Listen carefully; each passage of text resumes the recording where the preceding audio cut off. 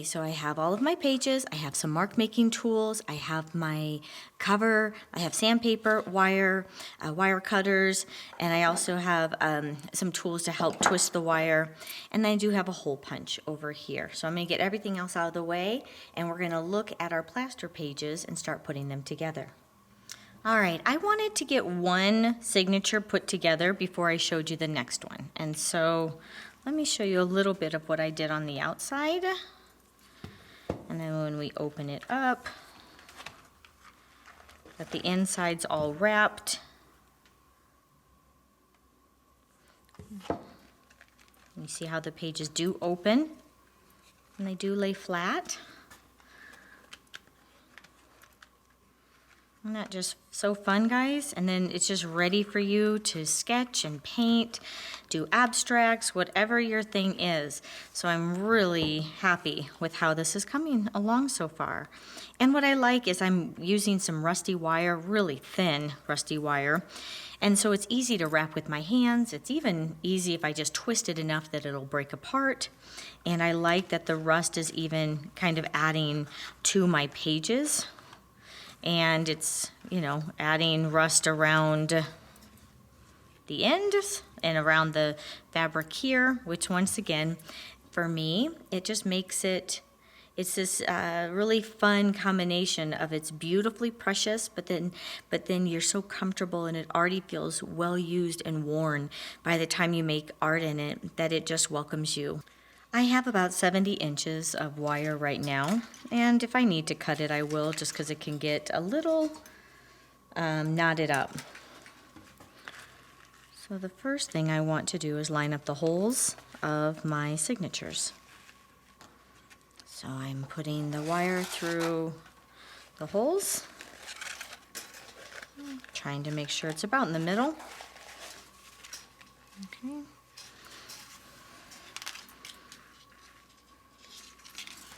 And before I put it through the spine, I'm just coming back and twisting it a little in the middle.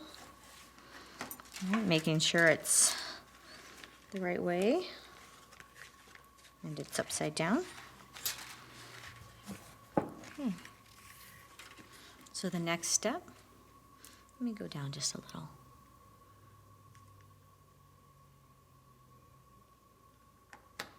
Okay.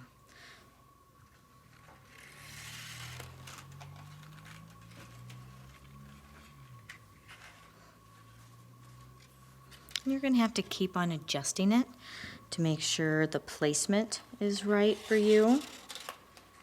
And with wire this thin, just making sure you're not knotting it the best possible.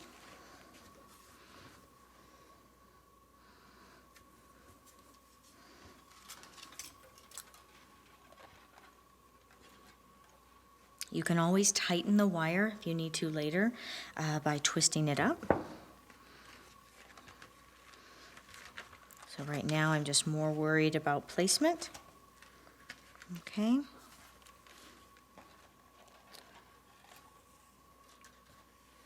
Okay, so both of my wires are out. Okay, let me move to the side so you can see that.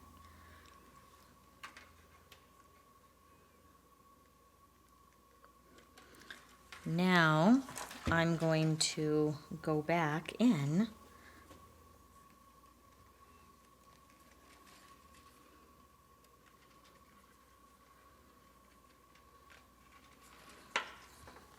through the hole of the eyelet. Okay.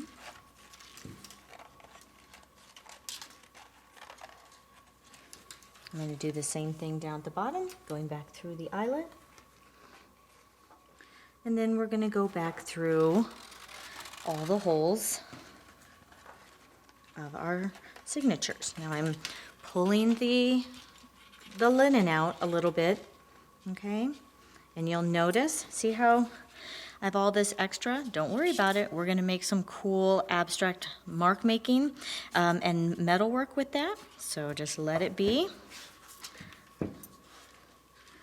More concerned about the placement of our signatures and that they feel nice and tight but they'll still open. Okay, so it's coming back through.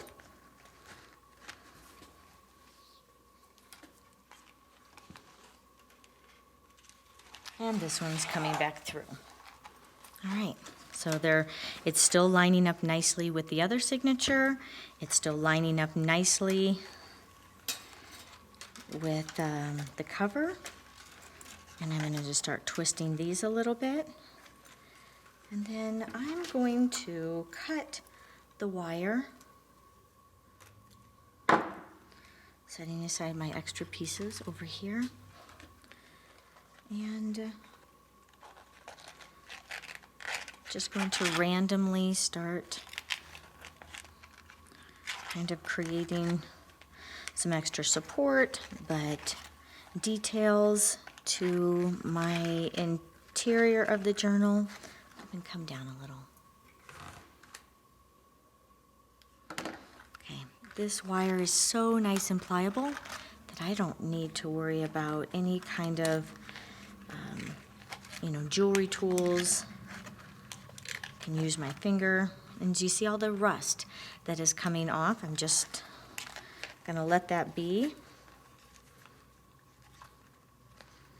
right now. So you see, sometimes I'm really using the wire and wrapping it tight. Other times allowing it to be looser.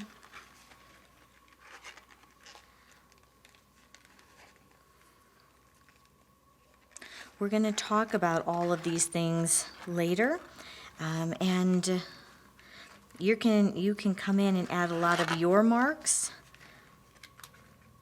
as you learn maybe a little more of what yours will look like. All right, so I'm going to put that in here like that, and I'm just going to let the rust sit for now. Okay, so here's the inside. Still will close, all right?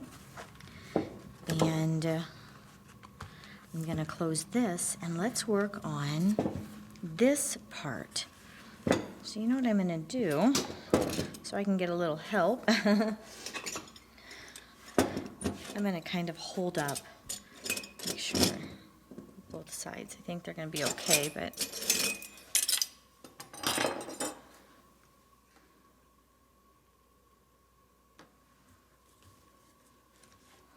now I'm going to do the same thing here, okay?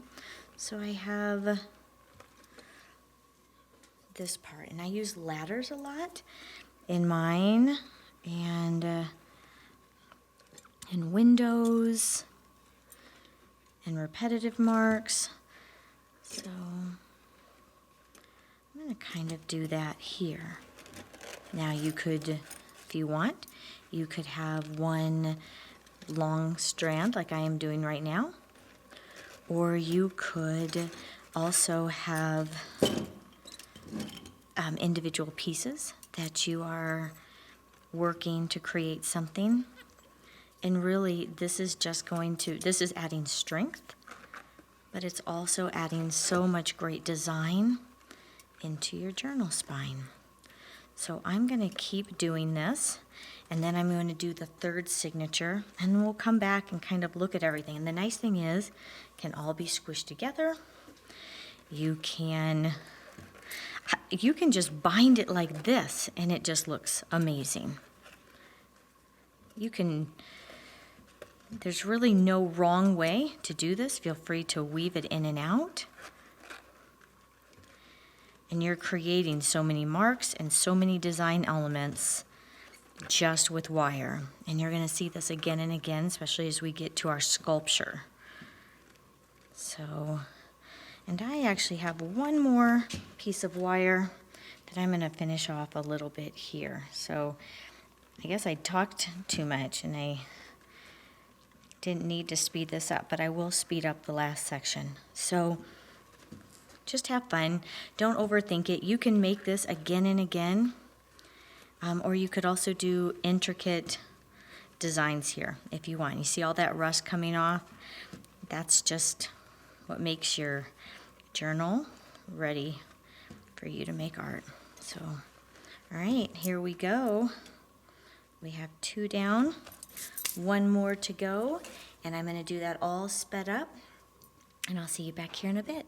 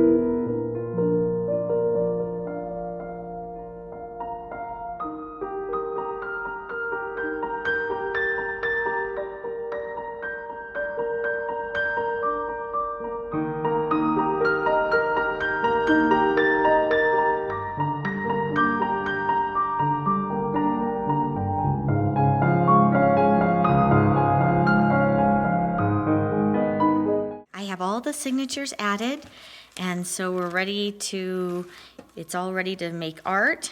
I wanted to show you here my whatever, when I first punched it had been off, so I just came in and fixed it, and I can leave it or I can cover it later. So I wanted to talk to you about, so here you have the sides and you have the whole book together, and I often just kind of like to bind my journals up with leather. And so if you wanted to, I mean, you could take a drill, and even though this is really thick, I could drill through this. I could attach any kind of vintage element or some rusty metal, and I could attach it. If I didn't think I was going to use it too much, you could even probably hot glue something, which would allow you to wrap it, turn, you know, and attach it down below and then kind of twist it. But, you know, I really like layers, and I want to add leather to this. So I'm going to come in and I'm going to kind of use these holes in the design of my spine. I'm just gonna weave in and out of it because I want things usable more than I care that they're just beautiful. I really want to use what I create. Okay, so I didn't kind of create the designs with this in mind, but it kind of works. I'm going to make it long enough. This will allow me, without having to glue anything, is just to wrap it a few times.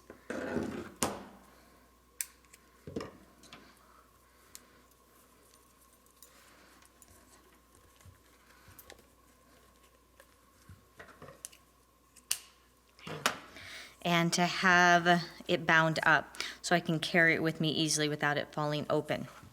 You might not want that, or you might choose to kind of do it a different way, but this, I love metal with vintage elements. You could even kind of wrap it up if you want. to keep it secure. You're going to be good any way that you want to wrap it. And I didn't have to punch holes anyplace else. I used what I had already created in the spine. To finish off our journals and to kind of do one last little thing that gets it ready to create even more in, I want to talk about mark making on your dry plaster, kind of erasing anything that you don't want with some sandpaper. And then I have some vintage ephemera here that we're going to attach real quickly with some fun different tapes. So the first thing we're going to talk about is there any area that you wish had been a little smoother? So I'm going to find an area. How about something right here, because it has some cracks.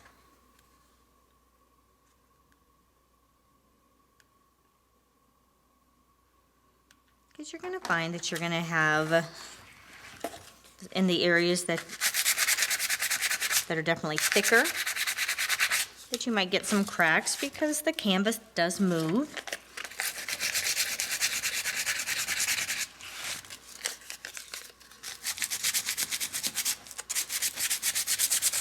And I'm just going over this with a fine grit sandpaper.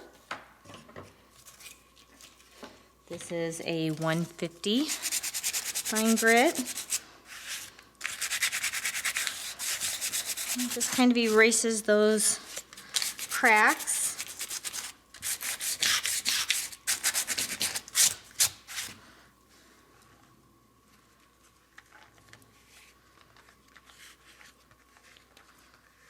I was pretty light-handed on most of the plaster. So there's not many places that I feel that need to be smoothed out. But you might find that when you go to create, and especially if you're doing some portrait work, if it's really bumpy, you might need to just smooth it out in that area. Okay, didn't really have that many cracks, and so that's amazing. All right, now, let's put our sandpaper aside. So now let's talk about mark making once your plaster is dry. So just like you could come in when it was wet and make marks, you can do the same when it's dry. And in fact, sometimes you can have more impactful mark making when it's dry.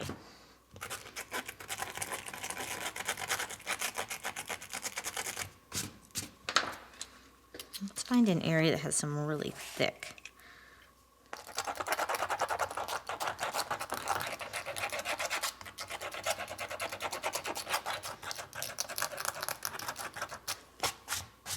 And you can come in these areas with some inks and some different wet mediums that'll really showcase those a little more.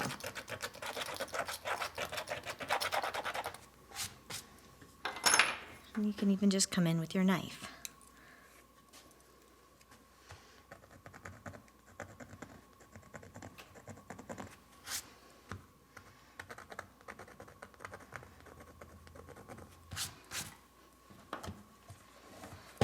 And so come in through your whole book and just find where you can make some marks also into this dry plaster. And for one more thing, I'm going to show you how you can use ink and then use just some coffee staining to just sporadically leave a little mark making before we add our vintage ephemera. So before we start attaching our vintage ephemera, I'm going to just do some mark making with some ink.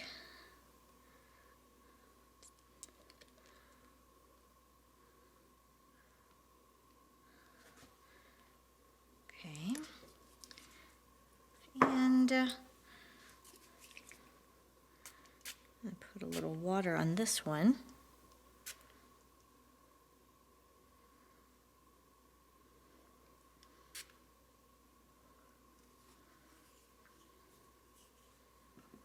And while that's kind of just moving around, I have some espresso here. I'm just gonna get the foam off the top, get to the coffee.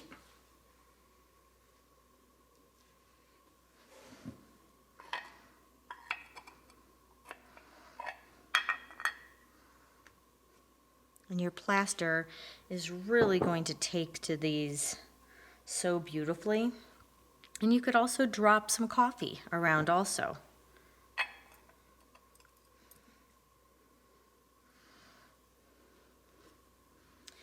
Okay, the next thing we're going to do, I have my water and my squirt bottle here.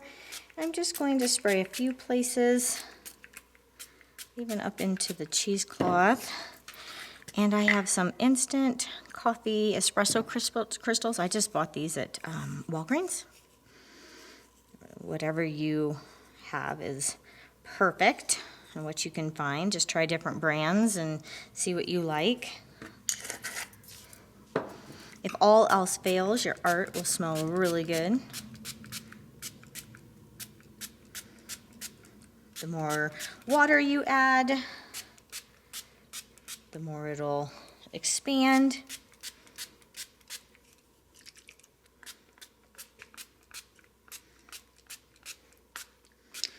And for those of you that take a lot of my classes, you know that I've shown this many times, but for those that are new, it's kind of twofold. I want to show you how things react on plaster, and if it's any different. You know, I wanted to show you like some of those other techniques and the mediums you love. Why not try it on plaster and see how it absorbs it? Plaster is so cool on how it can soak up your medium, so definitely play around with it. And for those of you that are impatient like I am, I just use a Ranger Heat It craft tool to kind of speed things up. The nice thing is it's pretty nice and quiet. So if you have other people in the house and you like to work it late at night, it doesn't hinder anyone else. So let's get to our image transfer. I chose this image because we're doing a lot of portrait work. I chose this image. These are as a copyright-free image. And these are all from this site. I think I found out about this site from Jillian Lee Smith. And they're all copyright-free images of mugshots. And so there's some pretty cool photos. All right.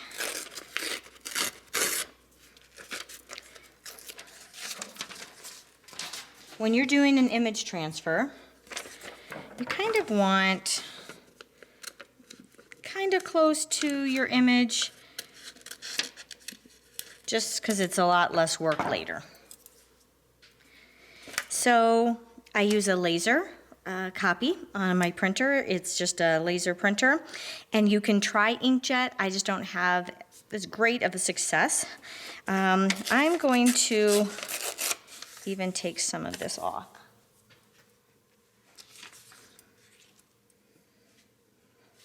So I have my golden gel matte medium here. You can tell it's just a really thick glue substance. It's like frosting again. Kind of reminds me of the school paste when I was growing up.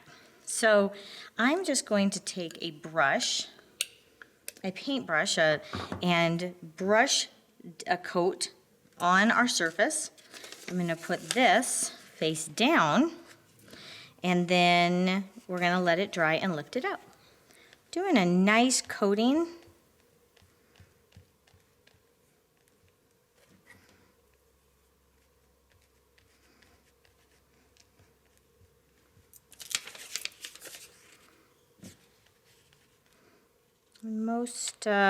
Some of it might not transfer as well, so I'm really just making sure that his face is in a nice smooth area. Okay. A lot of this. Okay. So I'm going to smooth it out. You could use a credit card or a brayer.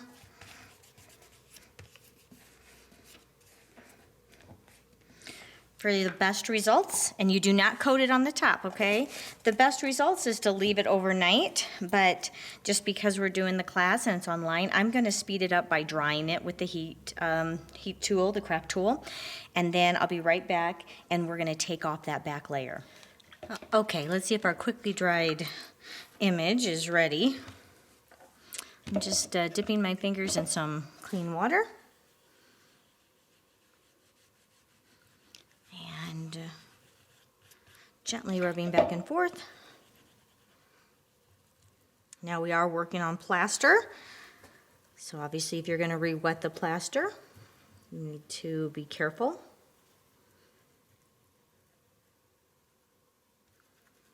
I knew that some of this was not going to transfer really well because it was on top of some other elements, but I didn't put a lot of glue down.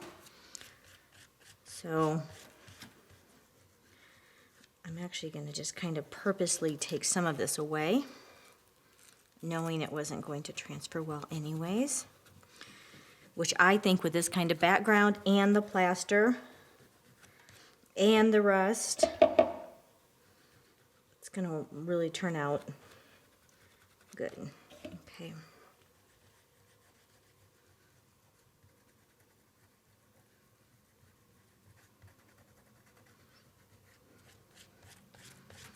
As you can see, I'm not pressing too hard, but I'm still having it kind of come up. That's partly, guys, because I didn't wait long enough for it to really dry. So I normally don't care. I think it just becomes a cool backdrop, but if you want a perfect image transfer, just let it dry longer and naturally. Always better, I think, if it dries naturally. So I'm going to go ahead and finish this, and I'll meet you back here when I'm done.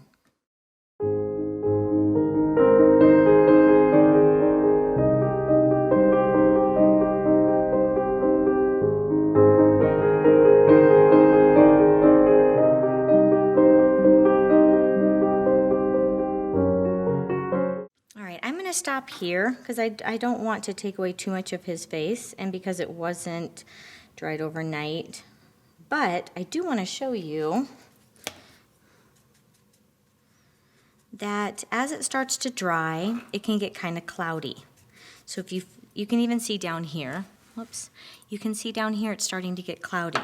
So you just dip your fingers in the water again, and you just bring up a little more of the paper. And while it's nice and dark, I'm going to have you kind of cover it with some matte medium. And that's what, over all the years I've been doing image transfers, I find that this is the secret for me to kind of keep the nice, darker image transfer. Okay, so I'm just putting some matte medium right on top, and that will seal it, and it'll keep your transfer just much clearer and darker, and you will not have that cloudiness. And you've now sealed it, so you can paint on top, you can sketch, and you can use the image transfers as a guide during this class too. All right, this is the last part of the journal making. And we're going to be attaching some vintage ephemera just throughout the book, just for different flaps, and you can do clear gesso on them. They just become little substrates where you can create works of art, and it just makes your journal a little more fun and interesting and more personalized to you. So I have some drywall tape, some different kinds. And so I probably can't even find the end right now. This is cool. I'm going to cut into it just so you can see better. This is fun because the weave is a little different, and so this lets you see. And this is one of my favorites to use, and I even use this a lot in abstract and in portrait work under the surface and then paint over it, and it just adds a really wonderful texture. So the next drywall tape right here. Here, let me save us some time and do the same thing. Okay, same thing, but just a totally different weave and design and pattern here. And this is sticky, just like the other one on the other side. And this is one of the tapes that we're going to use in our journals. I may even add some of my masking tape that we use in our packaging for our business, because I really love the black with all of this. And when it's cut up, you won't notice that it's my name. So let's go through some of the vintage elements that I'm going to add. Okay. I have some cheesecloth here. I have some vintage botanicals, some interior book pages that I really liked the type on them. Book spines I love.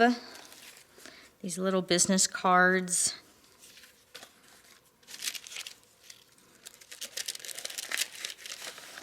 Maybe even attach this in it and allow it to be a place where a piece of watercolor paper could be stuck in and the portrait could show through.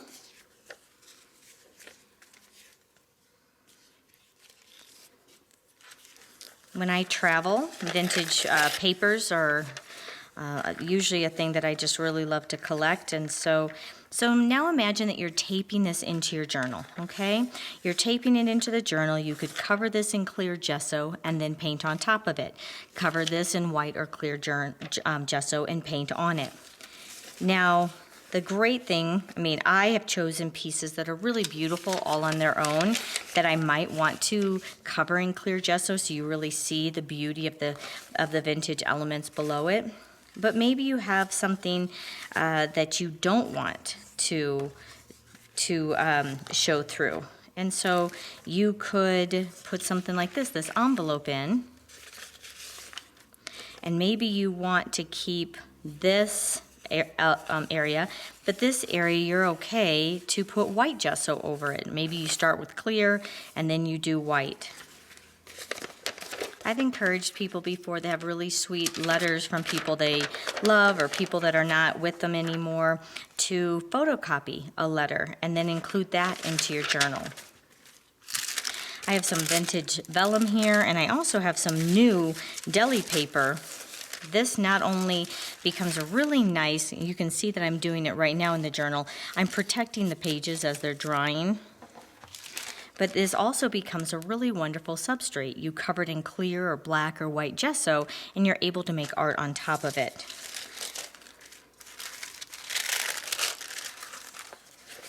And so these are just some of the things that I'm going to be looking at, including some vintage wallpaper. So just have fun gathering, and I'm going to start taping it all down.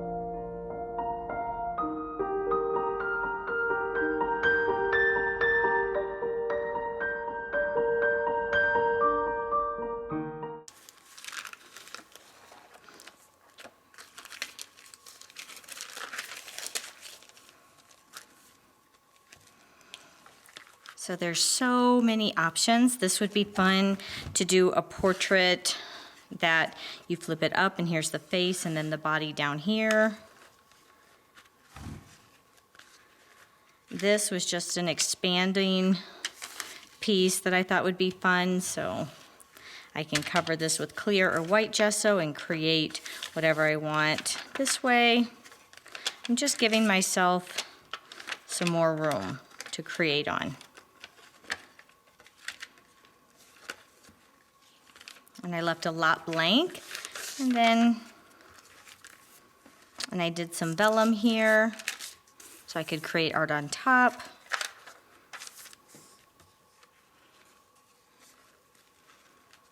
And that's it.